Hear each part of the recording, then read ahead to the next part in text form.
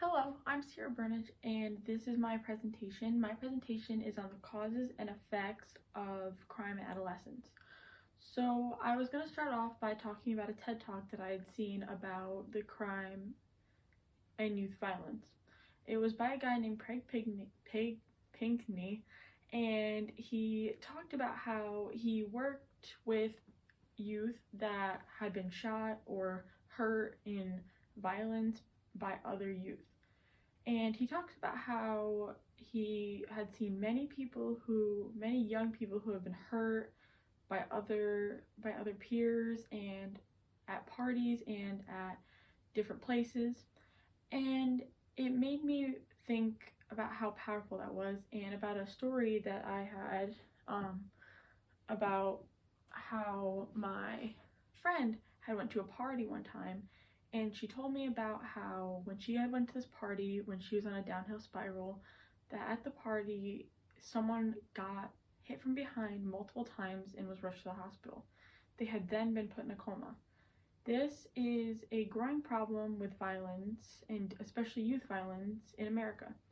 And it has been talked about on videos, on articles, in journals, everywhere. And many psychologists have talked about it. And I have had many other friends of mine go downhill on spirals because of drugs, alcohol, and crime. And these are things that make it very powerful to my heart. Okay, so the causes of adolescent crime are trauma. So trauma being if a person who's adolescent had gone through a car crash, a close family member, friend dying, abuse, rape, sexual assault, any of those. They could later on develop PTSD, which could relate to one of the short-term effects that I have here that shows anger and hostility or isolation, and can even maybe lead to crime. And trauma can also relate to my other cause, which is mental health and mental illness, and could make a downhill spiral, as it would be called, happen in the adolescent.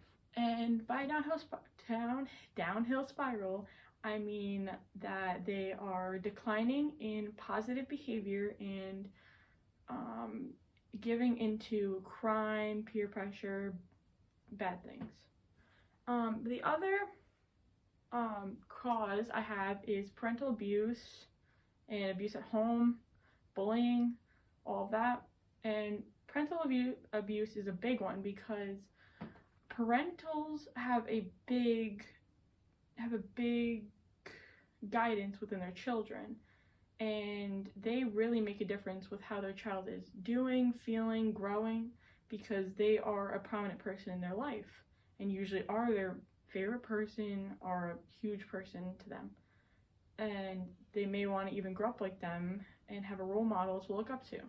And when they do not have that, or when they are being abused constantly, it can also make them angry and hostile and want to shut themselves away from the world.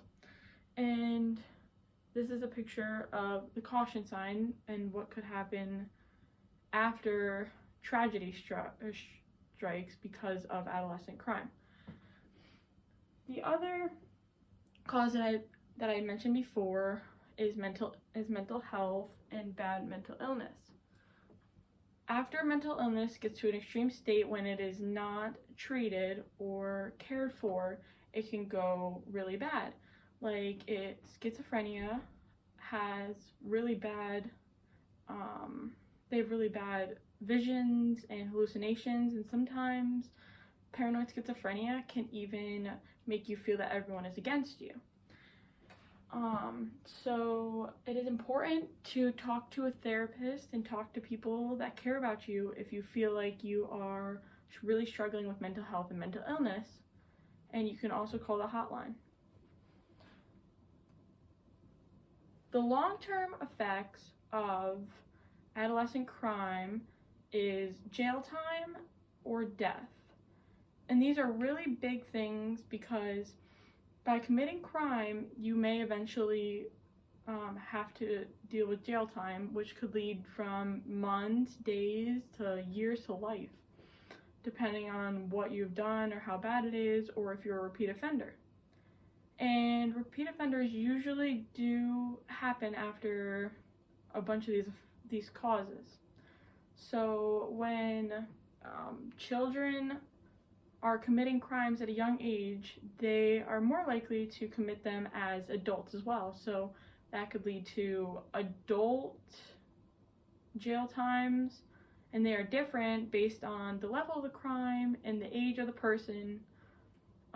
But I've heard from a journal source that I have in my Works Cited, that the judicial system really does crack down on adolescent crime and usually charges them as an adult instead of an adolescent, which could be really serious. The other one, I talked about jail time, and now death could also go with jail time, because if you're stuck in jail for a long period of time, you may be prone more to illness, mental illness at that, and that is the irony of it, that the cause could also be the effect. And for death, also, if you're in a state that has the death penalty and you are a repeat offender and you do something seriously terrible, they may even put you to death, depending on your age. I think in certain states it's 18. And as I talked about before, there are your short-term effects as well, which are isolation, anger, and hostility. And isolation can happen when you feel as though you're alone and you feel that everyone is terrible, or maybe you feel angry and you don't want to put it on others, and so you just feel that you should isolate yourself, which can create a really bad mental state, which is really, really terrible, and can also be the same irony as the cause and effect with mental illness and mental health. And this picture right here shows how isolation from all your friends is a terrible effect of adolescent crime.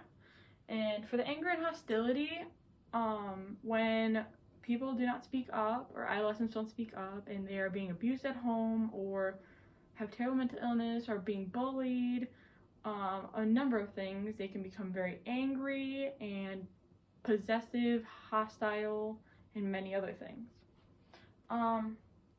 And my fast facts, I have a quote here that says, adolescents who had a violent trauma in the past, the violent crime statistic was at 6.5%.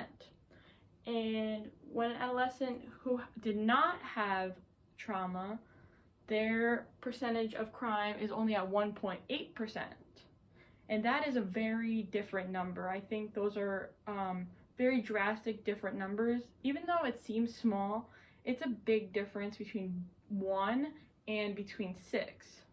And I think that shows that we really need to work on how we can figure out how to help adolescents and to cut down on the crime. And I also have that adolescents take more risk in groups rather than alone, and that is when we talk about peer pressure and how bad peer pressure may be, and how we really need to understand how peer pressure can push a person off the edge.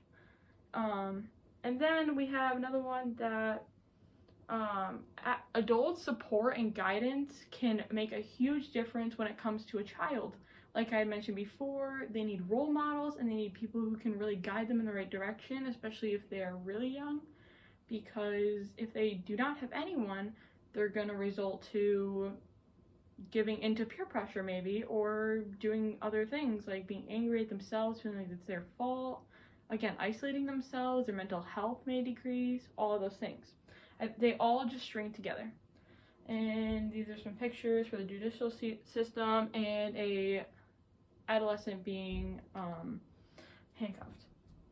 And then here's my Works Cited, and that is the end of my presentation. And thank you.